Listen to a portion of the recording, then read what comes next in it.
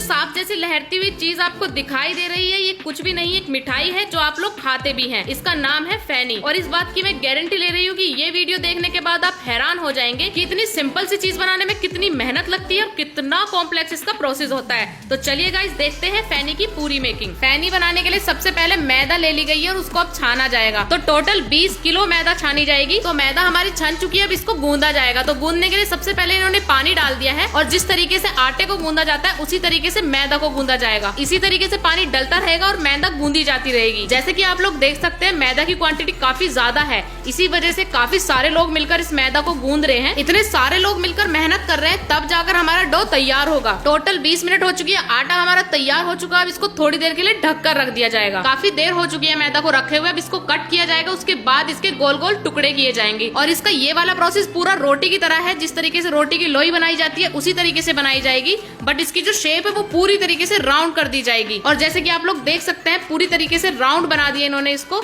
उसके बाद ही आगे फेंक दी जाएगी और इसी तरीके से बहुत सारी राउंड शेप की बॉल्स बनाई जाएंगी और वो आगे फेंक दी जाएंगी। 1.5 घंटे के अंदर सारी मैदा की इसी तरीके से बॉल्स बना दी जाएंगी। उसके बाद इनके ऊपर से ऑयल लगाया जाएगा। सारी बॉल्स हमारी बनकर तैयार हो चुकी है और देखिए गाइस कितनी ज्यादा सुंदर लग रही है ये। अब एक एक करके इन बॉल्स को लिया जाएगा और जिस तरीके से कृष्ण भगवान जी अपनी चक्री को घुमाते हैं उसी तरीके से घुमाकर इनको डोनट जैसी शेप दी जाएगी। और अब इसको थोड़ा सा और बड़ा किया जाएगा और बड़ा करने के बाद इनको ट्रे में रखा जाएगा और इसी तरीके से सारी मैदा के डोनट्स बनाए जाएंगे और ट्रे में रख दिए जाएंगे। और अब इसकी सेल बटी जाएगी। तो जिस तरीके से आपने कभी घर में जवे बनते हुए देखे होंगे तो इसी तरीके से लंबी सी बत्ती बनाई जाती है, उसी तरीके से इनको बटा जाएगा और लंबा बनाया जाएगा। और गाइस जैसे कि आप देख सकते हैं इनको बटते हुए जो इनकी शेप तैयार हुई है बिल्कुल सांप की जैसी लग रही है और कितनी ज्यादा लंबी हो चुकी है ये। अब ये डाल दी जाएंगी इस परात के अंदर जिसके अंदर खूब सारा देसी घी रखा हुआ है। और ये जो देसी घी है अब इनके अंदर लपेटा जाएगा और लपेट लपेट के ये आगे रखी जाएंगी। और जैसे कि आप देख सकते हैं आगे रखने के बाद भी इनके अंदर खूब सारा घी भर दिया इन्होंने। तो ये जो मिठाई हमारी बनकर तैयार हो रही है पूरी तरीके से घी से ओवरलोडेड है। तो गाइस सबको अच्छे तरीके से लपेट दिया गया है। अब ये जो भरी हुई परात है ये नेक्स्ट प्रोसेस के लिए जाएंगी। अगर आपका कोई फ्रेंड है जिसको फैनी बहुत पसंद है तो उसके साथ ही वीडियो जरूर शेयर करना ताकि उसको पता लग सके कि फैनी कितनी मेहनत से बनाई जाती है। एक बार इनको लपेटा जा चुका है, अब इनको फिर से इसी तरीके से लपेटा जाएगा और ये प्रोसेस रिपीट होती रहेगी। और गाइस एक बार घी की क्वांटिटी देखिए कितना ज्यादा घी इसमें भरा जा चुका है और फिर से भरा जा रहा है। और अब इनको फिर से लिया जाएगा और फिर से लपेटा जाएगा और लपेट लपेट के इनको और लंबा किया जाएगा। तो इसी तरीके से इनकी लेयर्स पड़ती रहेंगी। तो टोटल 3 बार इनको इसी तरीके से लपेटा जाता है और इनके अंदर घी भरा जाता है। और इतनी मेहनत करने के बाद जाकर हमारी फैनी तैयार होती है। लेकिन जितनी ज्यादा मेहनत लगती है उतनी ज्यादा ये लाजवाब लगती है खाने में। और गाइस ये हमारा लास्ट स्टेप है, इनको थोड़ा लंबा किया जाएगा और लंबा करने के बाद इस ट्रे के अंदर रख दिया जाएगा। और एक बार आप पास आकर देखिए कितनी सारी इसके अंदर लेयर्स बन चुकी हैं। तो जितना भी था हमारा सबको ट्रे के अंदर फैला लिया गया। अब इसका नेक्स्ट प्रोसेस किया जाएगा। अब इन सभी के पीसेस किए जाएंगे और पीस करने के लिए इनको पहले खींचा जाएगा।